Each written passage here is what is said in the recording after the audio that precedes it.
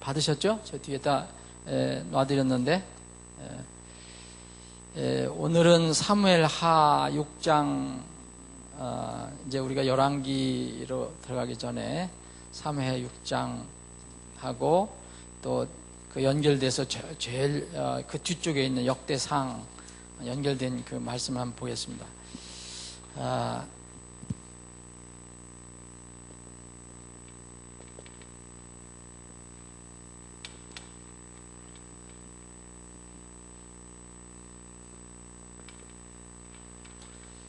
여기 사무엘하 6장 6절하고 대상 역대상 13장 9절에는 여러분들이 유명한 그 사건이 기록되어 있는 내용을 이제 읽게 되시는데요. 여기에 이제 다른 것보다도 여기는 나곤의 타작마당이라고 나오거든요. 여기는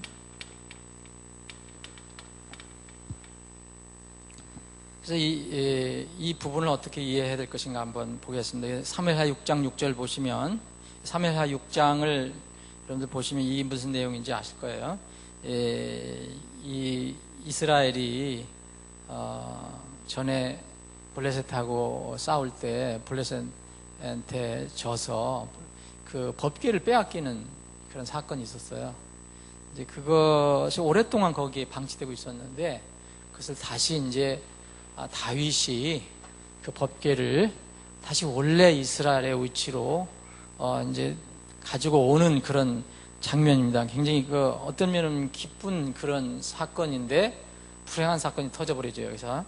그래서 그 내용입니다. 여기서 그래서 사무엘하 여러분들 6장을 보시면 그 아비나답의 집에서 이제 그 법궤를 가지고 옵니다.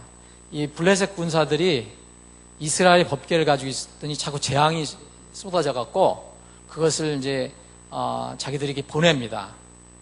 술에 실어 갖고 어디로 보냈냐면 아비나답 집까지 보내죠. 그래서 이제 거기에 오랫동안 방치되고 있었는데 그 괴를 다시 이제 본래의 자리로 가지고 오는 겁니다. 그 사건이거든요.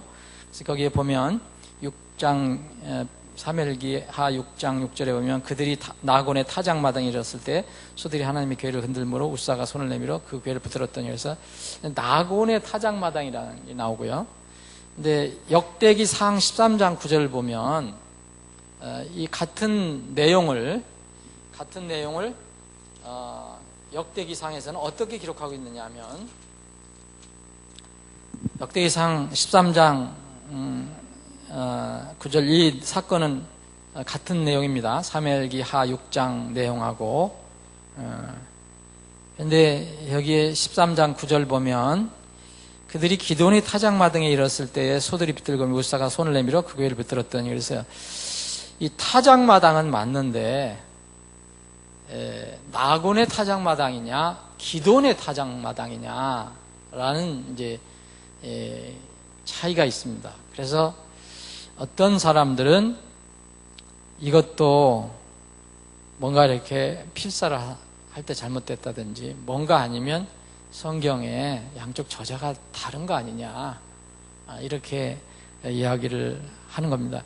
근데 이 사건이 우리가 많은 사람들이 이것을 그냥 지나칠 수 없는 것이 뭐냐면, 이 사건은 성경 구약 역사에서 꽤 많이 알려진 사건이에요.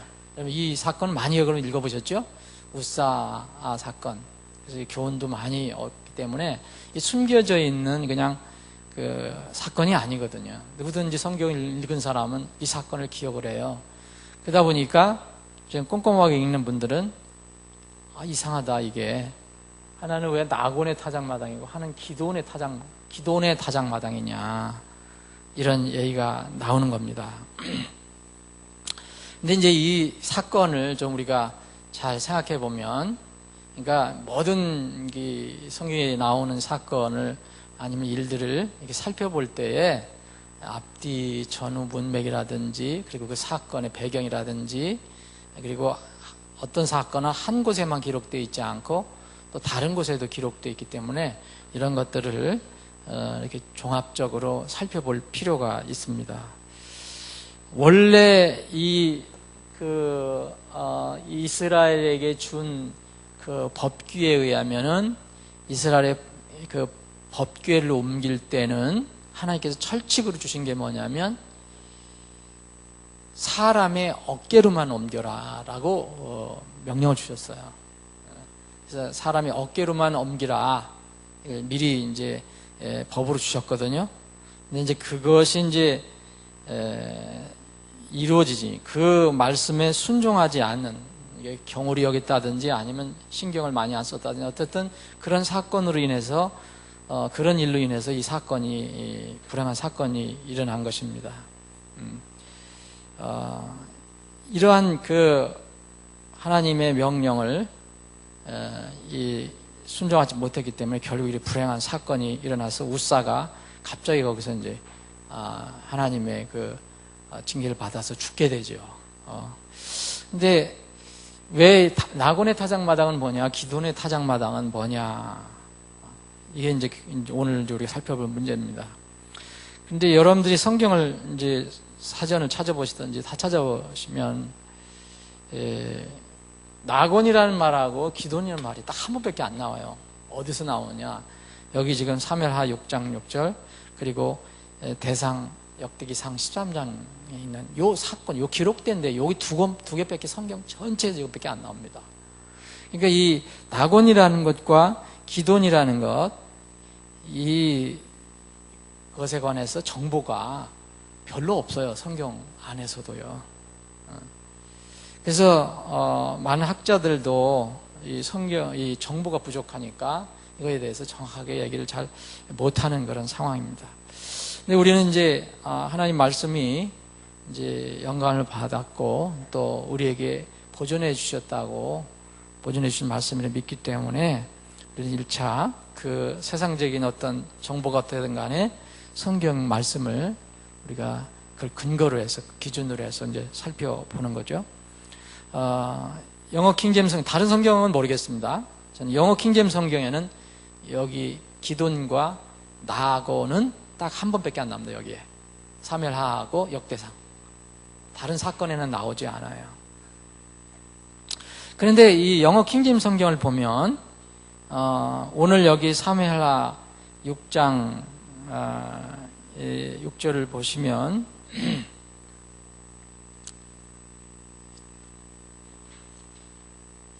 사무엘하 6장 6절을 보시면 영어 성경을 보시면 이 나곤의 그러니까 네이촌스 혹은 네이콘이라고 발음하는데 네이촌스 드레싱 플로어 이렇게 되어 있습니다. 그러니까 여기 영어로는 이걸 썼어요. 대개 이제 이렇게 쓰는 경우는 이 사람의 소유격으로 많이 이렇게 씁니다. 물론 장소도 그렇게 쓰는 경우도 있겠지만, 그런데 이제 역대기 상을 이 같은 사건을 보니까 이 기돈을 쓸 때는 이렇게 뒤에서부터 썼어요. 어부라는 말을 써서 이 기돈의 타작마당, 여기는 나곤의 타작마당 이렇게 썼어요. 약간 차이가 있음을 발견하게 됩니다. 그래서 종합적으로 이렇게 살펴보니까 제가 여러 가지 자료를 보니까 이 대부분의 성경학자들 또 그 성경 사전을 보니까 나곤은 사람 이름이다. 그래서 벤야민 지파에 속한 사람이다. 벤자마이트라고 이렇게 해석을 하고 있습니다. 여러 가지 자료가 있는데 그 중에 제가 가지고 있는 성경 사전을 한번 보니까 그게 있어요. 제가 그 자료를 가지고 말씀드린 겁니다. 근데 이에 반해서 기돈의 타작마당이라고 이렇게 이런 표현을 했습니다. Threshing floor of 기돈, 카이돈 이렇게 하는데 요 형태가 조금 틀리죠? 그래서 이걸 보니까 이건 장소를 쓸 때 되게 이렇게 쓴다는 거죠. 장소를 쓸 때. 그래서 이 유명한 제임스 스트롱이라는 그 학자는 35년 동안 자기 전생애를 거의 젊을 때 전생애를 바쳐서 선구사전을 만들었거든요. 그래서 그게 이제 스트롱 콘코던스라고 하는데, 스트롱 성경 선구사전이라는데, 기독교계에서 가장 많이 쓰이고 있는 성경 사전입니다. 근데 제임스 스트롱 박사는 영어 킹제임스 성경을 선구사전을 만든 겁니다. 근데 이 제임스 스트롱 박사는 이렇게 얘기했습니다. 기돈을 어떻게 했냐면, 거기 자료에 있습니다. 기돈, 팔레스틴에 있는 한 장소, 이렇게 해석을 하고 있습니다. 그래서 이런 분석이 맞는다면 여기 사무엘하 6장 6절은 이 나곤이라는 사람의 소유의 타작마당이다, 그런 뜻이고요. 역대기상에 있는 이 기돈의 타작마당은 기돈이라는 지역, 기돈이라는 어떤 지명, 작은 장소에 있는 타작마당이라는 뜻입니다. 그래서 만약 이것을 정확하게 만약 한다면 기돈에 있는 나곤의 타작마당, 그렇게 할 수도 있죠. 만약 그게 맞는다면, 그 분석이 맞는다면 기돈에 있는 나곤의 타작마당, 혹은 나곤의 타작마당이 기돈에 있다라고 표현을 하면 되겠죠. 근데 또 이게 정확한 정보니까, 이 정보가 굉장히 제한되어 있기 때문에 어떤 학자들은 이 기돈이 과연 장소냐 아니냐에 대해서는 확신을 못한다면 이 기돈이 나곤의 또 다른 이름이다라고 이야기하는 분들도 있습니다. 그래서 기돈이 장소가 아니라면 기돈은 또 뭐냐, 성경에서 자주 나오는 겁니다. 이거는 나곤이라는 사람의 또 다른 이름이다. 여러분, 이 성경에 이름이 하나만 있는 게 아니고 여러 가지 이름 나오는 거 여러분들 보셨죠? 이 다른 이름으로 이렇게 기록된 것이다. 그러니까 나곤과 기돈은 그럴 경우 동일한 사람이라면 이것은 동인 이명이다. 같은 사람인데 이름이 다른 것뿐이다. 그러므로 우리가 그냥 일비열해갖고 간단히 봐갖고 사무엘하 6장에 나곤의 타작마당이 되어 있는데 왜 역대기상 13장 9절에는 기돈의 타작마당이 있냐, 이게 잘못됐다, 이렇게 이야기할 수 없다는 거죠. 그래서 제가 이것을 이렇게 정리하면서 여러 가지 자료를 보니까 나곤의 타작마당, 나곤이라는 사람의 소유 것까지 온 걸 얘기하고, 또 나곤의 타작마당은 기돈이라는 곳에 있었다라고 이해하는 것이 좋을 것 같습니다. 그게 이해가 어렵다면 나곤이나 기돈은 같은 사람인데 다른 이름으로 표현된 것이다. 여러분, 성경에 여러 가지 있습니다. 예를 들어서 누가 있습니까? 신약에서는 바울도 있고 베드로도 있고요. 또 지난번에 모세의 장인, 여러 가지 있어요. 그러니까 성경에는 이름이 하나만 딱 나오는 게 아닙니다. 여러 가지 이름이 나와요. 여러분들도 이름이 다 다르잖아요. 호 다르고 무슨 다르고 다 하면 그런 것처럼 그렇게 이해할 수가 있다. 이게 그냥 어떤 사람들은 이게 성경이 문제가 있다라고 시각으로 바라보려면 그렇게 보인다는 거예요. 그러나 우리는 이건 절대 그렇게 바라볼 수가 없다는 겁니다. 이게 중요한 게 아니고요. 사실 저는 이걸 준비하면서 나곤의 타작마당이냐 기돈의 타작마당이냐, 그것 때문에 성경 못 믿겠다 그런 사람은 못 믿으라고 그냥 하는 게 나을 것 같아요. 그죠? 그거 어떻게 해요? 그거 쫓아다니면서 성경에 이게 기돈이라 이 타작마당인데 왜 나곤이 되냐? 나곤의 타작인데 기돈이 되냐? 그러면은 그거 못 믿겠다. 그러면 할 수 없어요. 그런 태도는요, 굉장히 어리석은 거죠. 그렇잖아요? 여러분, 얼마나 어리석습니까? 우리가 하나님을 다 알아서 믿습니까? 성경을 다 알아서 믿습니까? 정말 어리석은, 이건 안 믿으려고 하는 사람이 하는 그냥 이야기예요. 근데 저는 이걸 준비하면서 이 우사 사건은요, 나곤의 타작마당, 기돈의 타작마당에는 여러 가지 교훈이 들어있어요. 굉장히 중요한 교훈이에요. 그거를 오늘 짧은 시간이지만 나누고 싶었습니다. 그래서 이거 사실 요것만 한다면 뭐 이건 저기도 안 되죠. 큰 주제가 아니죠. 이건 낙원의 타작입니다. 기도의 타작입니다. 그건 믿으면 돼버리니까. 이 사건 속에서, 웃사의 사건 속에서 지금 이 시대에 우리 그리스도인들이 결코 놓치지 말아야 할 큰 교훈이 들어있습니다. 근데 이 시대에 이 교훈이 너무 가볍게 여겨지는 거예요. 시대가 점점 그렇게 돼가고 있어요. 우리 삶 속에서 제가 오늘 아침에 이렇게 밥 먹으면서 극동방송을 잠깐 들었는데,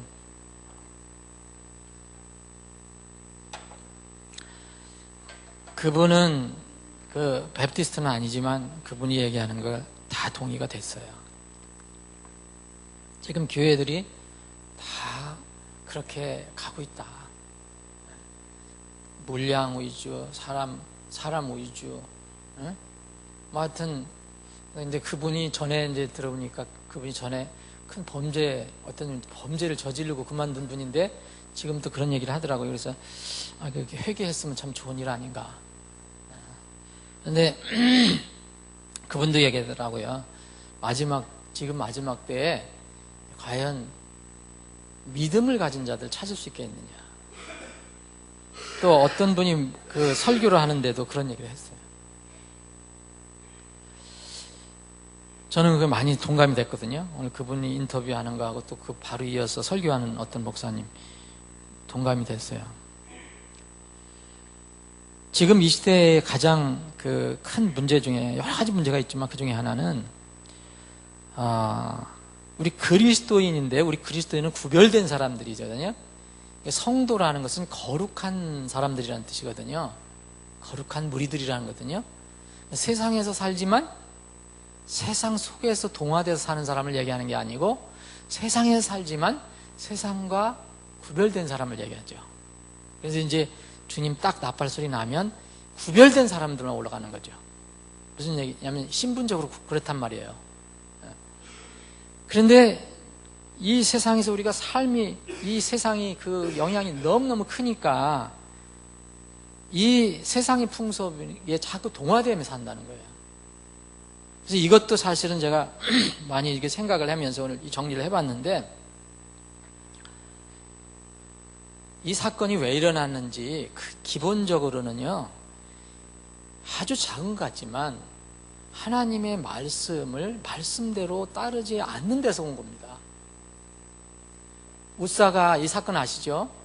이 다윗이 너무 좋은 생각을 한 거죠. 이 적에게 빼앗겼던 법궤를 찾아와서 제자리에 안치하는 거 아닙니까, 이제. 마땅히 해야 할 일이죠. 그건. 그런데 그 사이에 그 목적은 참 좋았는데 하나님께서 주신 그 가르침을 잊어버렸어요. 명령을 잊어버렸어요. 이 법궤는 전에 만들어졌고 이 법궤를 운반하는데 철저하게 주님께서 명령하신 게 있어요. 누구만 손을 대느냐? 레위인들. 그리고 그 레위인들은 어깨로다가 막대기에 끼워갖고서, 법궤에 그렇게 돼 있잖아요. 막대기를 끼워서 이 레위인들의 어깨를 메고 가게 돼 있어요. 제사장들. 이게 이 법궤를 운반할 수 있는 하나님이 정하신 딱 하나의 방법이에요. 근데 상황이 바뀐다고, 시대가 바뀐다고, 그 환경이 바뀐다고 이걸 바꿀 수 있겠느냐? 이것이 세상이에요.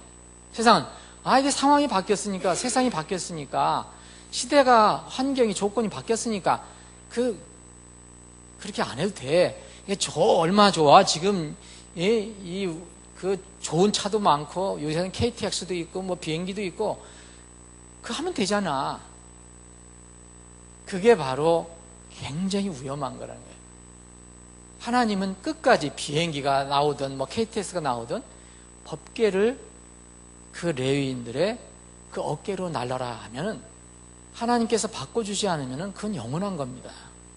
근데 그거를 이스라엘 백성이 그걸 놓친 거예요. 자, 거기 그런 내용입니다. 하나님께서는 결론적으로 목적이 좋다고 모든 과정을 무시하지 않는다는 거예요. 다윗이 법궤를 옮기는 거는 참 좋은 목적이지 않습니까? 그런데 하나님께서 그 좋은 목적을 가지고 있다고 해서 그 과정을 무시하지 않는다는 거예요. 오히려 하나님께서는 그 과정을 더 살펴보시고 그것을 챙기신다는 거예요. 더 중요시하겠네요. 사실은요, 여러분들 삶에서 결과를 좋은 걸 얻기를 원하잖아요. 근데 사실 우리 결과는 우리 마음대로 되는 게 별로 없어요. 우리가 할 수 있는 것은 과정입니다. 과정. 그래서 저는 우리 두 아이들한테 철저히 어렸을 때부터 가르쳤던 게 이거예요. 과정에서 하나님께서 주신 그 과정, 명령 이런 것에 철저해라. 최선을 다해라. 그러나 결과는 너무 신경 쓰지 말아요. 결과는 우리 마음대로 되는 게 아니다. 그건 하나님 것이다. 네? 그래서 최선을 다해야 돼. 결과는 주님께 맡겨라. 최선을 다한다는 것은 우리 그리스도인으로서 주님의 방법과 가르침대로 간다는 걸 얘기하는 거죠. 근데 이 다윗은, 이스라엘 백성들은 그 빼앗긴 법궤를 빨리 찾아와야지. 이 아비나답 집에 방치되어 있었는데 이것을 바로 제자리로 와야지. 실로로 찾아다 놔야지. 그건 좋은 겁니다. 당연히 좋은 거예요. 그런데 이 과정이 잘못됐어요. 이 이스라엘 백성들은 자기도 모르는 사이에 이 법궤가 오랫동안 방치된 사이에 뭐를 느끼기 시작했느냐면 이교도 방법이 자기들도 인식하지 않은 사이에 벌써 들어왔어요. 그 방법이 뭡니까? 이교도들이요, 법궤를 가져갔잖아요. 빼앗아 갔잖아요. 근데 법궤를 갖다 놓으니까 그 다곤 신상 목이 잘라지고 난리예요. 그러니까 이들이 자기들에게는 이게 화다. 이스라엘에게는 복이지만 자기들은 화라는 것을 알고 이것을 잘 이렇게 해갖고 지성으로 이렇게 제사 드리고 그래서 보내요. 보내는데 어떻게 보내느냐면 자기들의 방법, 수레로 멋있게 수레로 끌어갖고, 지금 그때 같으면 최신식 방법으로 수레로 그것을 끌어서 보내요. 겨우 왔어요. 아미나답 집으로. 이스라엘이 이걸 따라한 거예요. 이스라엘 백성은 다윗도 그것도 알죠. 그 백성들도 알죠. 여기 우사도 알고 있었습니다. 이거. 그런데 법궤를 옮긴다는 거에만 생각했지 과정은 생각 안 했던 거예요. 하나님은요, 거룩하신 하나님, 의로우신 하나님, 선하신 하나님은요, 결과만 좋은 하나님이 아닙니다. 오히려 주님은 처음부터 끝까지 다 거룩하시고 선하신 분이에요. 하나님께서 법궤는 레위인들의 어깨로 옮겨라 했으면 그게 선입니다. 그게 의예요. 근데 이스라엘 백성은 그걸 잃어버린 거예요. 왜 이스라엘은 하나님 법궤를 수레에 실어서 옮겼습니까? 이교도들 블레셋의 한 영향을 받은 거죠. 그래서 여러분, 우리가 볼 때 보면, 세상을 살아갈 때 보면, 이 세상 사람들이 하는 건 너무 화려해 보이고 너무 좋아 보일 때가 있어요. 솔직히 그러죠? 우리가 못하면 우리가 뒤처지는 것 같고, 안 그래요, 여러분들? 저도 그럴 때가 있는데 여러분들이 안 그렇다면, 정말 저 사람들 멋있어요. 옷도 멋있고 하는 것도 멋있고 문화도 멋있고 다 멋있어요. 그런데 신앙으로 바라보면 아니에요. 여러분, 촌스러움은 어떻습니까? 촌스러운 말 듣는다는 거 그렇게 두렵습니까? 하나님은 촌스럽다는, 세상 사람이 촌스럽다고 얘기해도 하나님께서 보실 때 합당하면 그건 의입니다. 이스라엘 백성은 그걸 못했어요. 사무엘상 여기에 보면 이스라엘 백성, 사무엘상 6장에 보면 법궤를 이교도들이 어떻게 운반하냐면 소위 술에다가 옮기는 장면이 나와요. 뭔가는 이것을 영향을 받은 거예요. 우사가 이 법궤를 손을 대면 죽는다 그랬거든요. 그렇죠? 그래서 레위의 어깨에 이렇게 하는데 수레를 싣고 가는 거예요. 여러분, 수레는 누가 끌고 갑니까? 소가 끌고 가잖아요. 소가 뭘 합니까? 길이 가다가 울퉁불퉁하거나 무슨 상황이 있으면 움직일 수도 있는 거예요. 그럼 어떻게 되냐? 그 안에 있는 법궤가 어떻게 되겠어요? 덩달아 움직이잖아요. 그러니까 우사가 쫓아가다가 어떤 면은 좋은 의도로 그걸 딱 만진 거죠. 막 그 법궤가 막 넘어지려고 그러니까, 떨어지려고 그러니까, 수레에서 딱 잡은 거죠. 여러분, 우사 입장에서 그게 나쁜 거라고 볼 수 없죠. 근데 하나님께서는 우사를 치셨습니다. 절대 법궤에 손 대지 마라 했거든요. 여러분, 법궤는 하나님의 상징이에요. 임재의 상징이에요. 여러분, 하나님 몸에 사람이 더러운 손을 댈 수 있어요?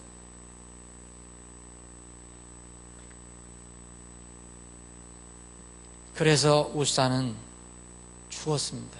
사실은 우사가 잘못했지만 그 전에 뭐가 책임이 있습니까? 다윗이 그리고 이스라엘 백성이 하나님의 그 명령을 잊어버리고 혹은 어기고 그 법궤를 수레에 끌고 간 것이 문제가 된 겁니다. 그것이 불행한 사건의 시초예요. 물론 그렇다고 해서 우사가 죄가 없다, 우사 나는 죄가 없다고 얘기할 수 없어요. 왜냐하면은 우사도요 배웠기 때문에 그렇습니다. 우사는 누구의 아들입니까? 아비나답의 아들이에요. 아비나답은 대제사장으로 20년 이상 일했던 사람입니다. 그래서 아비나답의 집에 그게 법궤가 가 있었던 거예요. 그 법궤를 책임지고 있었고 그 아버지 밑에서 이 우사는 섬기고 있었어요. 그러면 제사장이나 레위인들이나 이 법궤를 어떻게 움직이는지는 잘 알고 있었어요. 여기 사무엘상 7장 보면 여러분 그 아비나답과 그 우사가 정말로 이거에 대해서 무죄를 주장할 수 없는 거예요. 무죄를 주장할 수 없습니다. 여기 사무엘하 6장 3절에 보면 그들이 하나님의 궤를 새 수레에 싣고 기브아에 있던 아비나답의 집에서 그 궤를 가지고 나오는데 아비나답의 아들 우사와 아이오가 그 수레를 모니라 그랬잖아요. 이게 여기서부터 이제 불행이 시작된 겁니다. 근데 사무엘상 7장을 보시면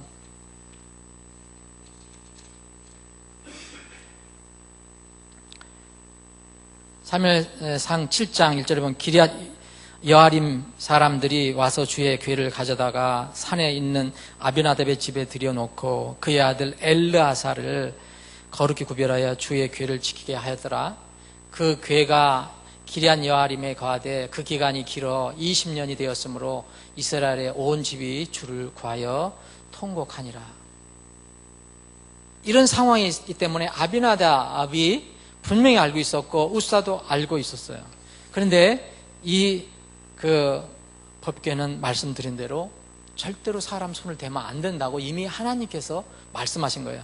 민수기 4장 15절 보시면 그리고 7장 9절 보시면 절대로 레위인들이 옮겨야 되게 됐어요. 궤로.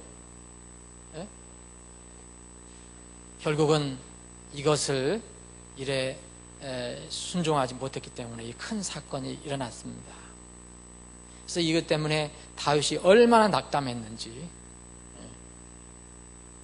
결국은 이제 다윗이 크게 낙담하고 슬퍼하고 이 불행한 사건이 있는 뒤에 다윗이 깨달은 게 뭐였습니까? 자, 법궤를 옮기되 하나님께 정해주신 방법대로 옮기자.